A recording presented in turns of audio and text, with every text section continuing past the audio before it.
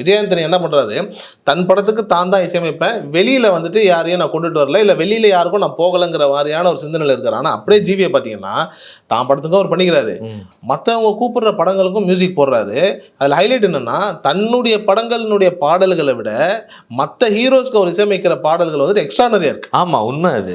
அது வந்துட்டு ஒரு செல்ஃப்லெஸ்ஸாக இருக்கக்கூடிய மனிதனால தான் அது முடியும். ஏன்னா நம்ம வந்துட்டு உட்காடுறோம், ஒரு நல்ல டியூன் வருதுன்னா எல்லா மனுஷனுக்கும் இருக்கக்கூடிய ஒரு சேனல் என்னன்னா, இது நம்ம படத்துக்கு வச்சுக்கலாம், நமக்கு வச்சுக்கலாம்னு தோணும். ஆனால் அவர் பாருங்களேன், தி பெஸ்ட் எல்லாம் வெளியில தான் கொடுக்குறாரு.